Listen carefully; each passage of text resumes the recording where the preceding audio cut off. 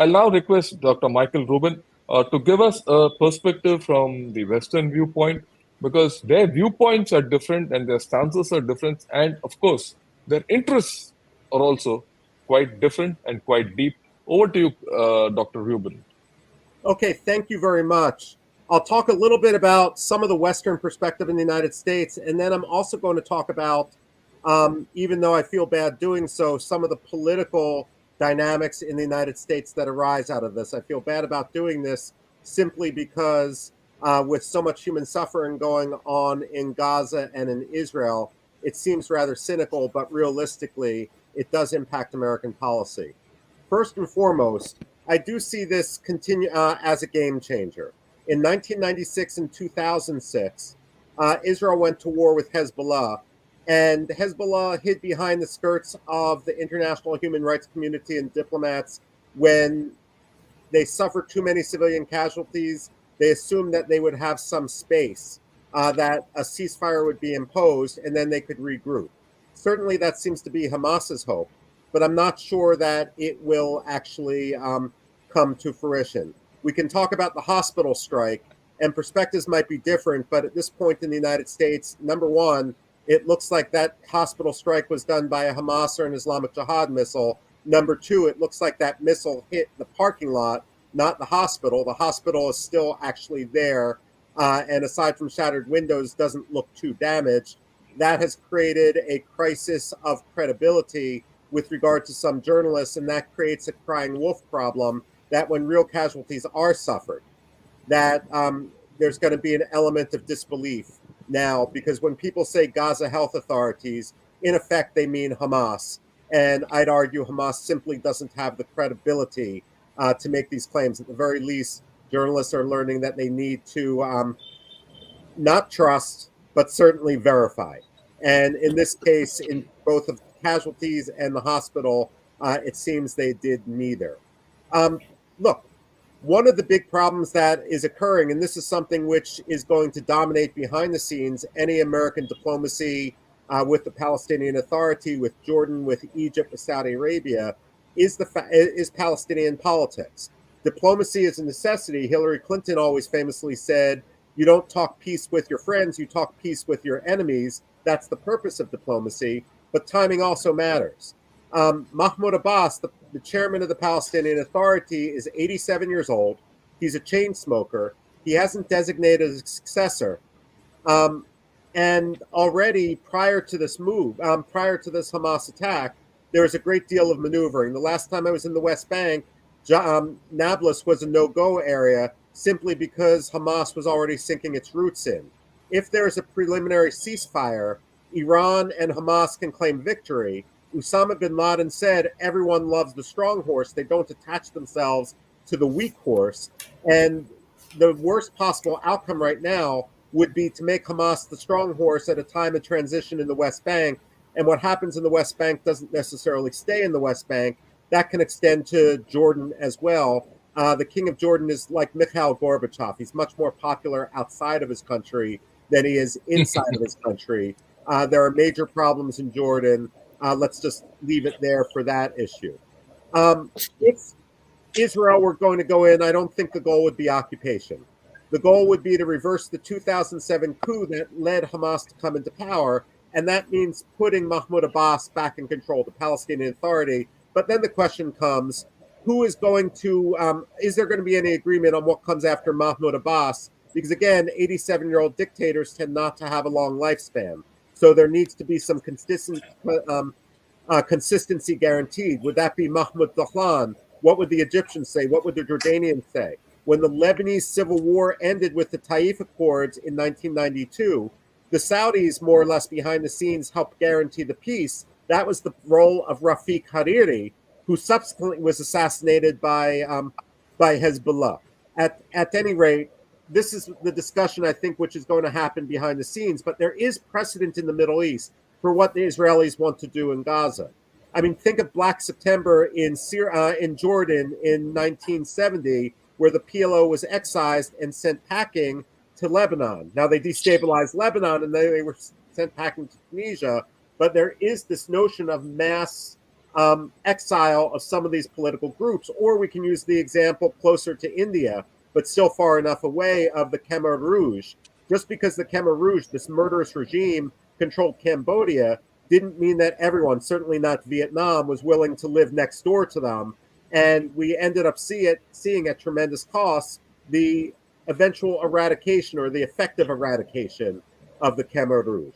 Now, back to the United States, some things which I don't think are in the headlines but should be, which impact American decision making on this.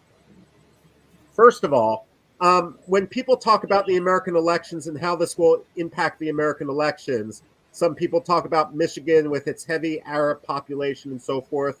I'm going to put myself on the limb and say I don't think it's going to have much impact on the American elections. And the reason is because Americans like to navel gaze. We think only of ourselves. And because of that, foreign policy doesn't seem to make much impact into elections. We're still far enough away from November 2024 that I don't believe that this is going to have a huge impact. That said, and this is the point in time where the academic contradicts himself, we see among the Jewish American community, the Muslim American community, the Armenian American community, the Latinos, which are a huge constituency, for years they've all been teetering on support for Republicans. And the reason for that is they don't like the way the Democrats are shifting to progressive values. I'm sorry, I just don't give a hoot about transgenders. I mean, the fact of the matter is, it seems absolutely nonsensical that, in effect, what is a mental illness should become the forefront of American policy. And when American embassies are flying LGBTQ, whatever the acronym is, flags, I mean, there's something very, very wrong in our diplomacy. I just came back from Congo and Africa a few months ago. They were like, how can you talk about female genital mutilation and say it's bad when effectively every single American embassy is advocating for the same thing? So these social issues are turning many of the more religious communities, including Jews and Muslims together, against the left. The question is, or the issue is, the variable is, distaste for Donald Trump prevents the Republicans from gaining and forcing these fence sitters onto their own side of the fence. One issue which we need to talk about is not just Iran and its support for Hamas, but what about Qatar and Turkey? And the leadership of Hamas is in Qatar. One thing I haven't seen, but I'd like to, is where these American hostages, what congressional districts are they from? Because this is something that's going to span Republicans and Democrats. Every American congressman is going to have to advocate against Qatar when the inevitable lawsuits come. I mean, if this was planned on Qatari soil, from the Ritz-Carlton Hotel or the Four Seasons, whatever it is, the victims of terrorism are going to sue Qatar. Then it comes to whether the State Department is going to, as in the case of the lawsuits against the Saudis after 9/11, is going to side with the Saudis and say sovereign immunity. That's going to create a political problem. The same thing is true with Turkey. And Turkey and Qatar, and I'd add Malaysia, seem to be sort of like the Muslim Brotherhood axis of evil. Malaysia is described as Al-Qaeda's Disney World. The constituency which I think you should look at, which might impact, and this has some impact on them, are the Greek Americans.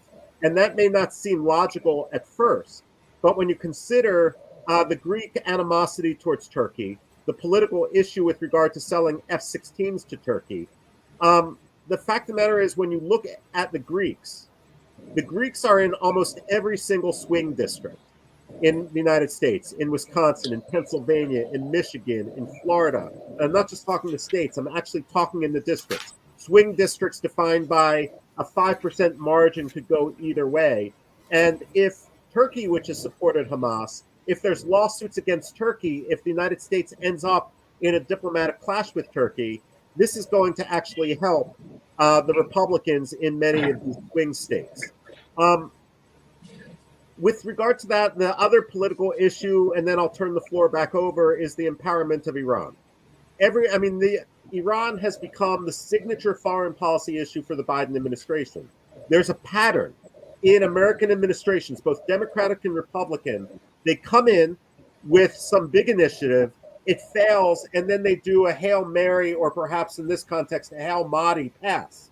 to use an American football analogy, to try to get into the end zone without doing all the hard work in between. In this case, the Iran initiative initially failed. Is the Biden administration going to try something, a rushed diplomatic process? At the same time, they are fearing that they don't want to admit that their Iran policy has been naive. This is why we see, I mean, just yesterday, the sunset snapback deadline passed without comment. Iran successfully distracted us from that. At the same time, and now Iran is going to be able to export precision missiles to Russia, to whomever they want. At the same time, this debate, which the Biden administration is having, that the $6 billion in release funds, which are held in Qatar, don't necessarily fund terrorism. They're missing the point given the fungibility of money, and they're also ignoring the $10 billion that went through Oman and an estimated $80 billion in non-enforcement and other sanctions release. The fact of the matter is they're digging themselves a hole because Jake Sullivan and Tony Blinken attached themselves personally to the Iran initiative, and it's gone nowhere. In that case, if Biden doesn't fess up, work across the aisle in favor of a more bipartisan policy, this is going to be a hammer which is going to bludgeon him and cause him to have a crisis of legitimacy. That said, I still think we're too far away for the United States to say that this is going to impact our election. Right. Good. Thanks a lot. I think you're very clear in how the United States policy and the politics, internal politics, is going to affect the larger, consequences of this war. But I'd like to put across one thing, which I think you very rightly highlighted at the beginning itself. That is that misinformation and disinformation is going to be the order of the day, right? And we're not going to get away from it, whether it's the hospital strike or the Hamas, the way it's going, or the way things are being projected in the larger Middle East, or the way things are being played out by Russia, China, and USA at a global level. Right. And we need a political solution. A political solution, the political solution which has to be manufactured largely by Israel today, Israel and USA combined, for the Palestine question. If you don't have a solution for the political solution for the Palestine question, I don't see a military solution also emerging, right? At this point of time, I'm tempted to say we normally talk of intelligence preparation of the battlefield, but in this battlefield, I think we need to do political preparation of the battlefield before you go into a military operation. And I think that's a very pertinent point which you brought out, which just came to me at this point of time. Then, of course, there's the inner ring of countries which are obviously helping Hamas. How do you deal with them? Turkey, Qatar, and Iran, which you rightly brought out. And I also would like to put across the larger issue of Russia and China and the axis which is developing, consequent to the meeting Putin and Xi Jinping have had yesterday and day before over the Belt and Road Initiative.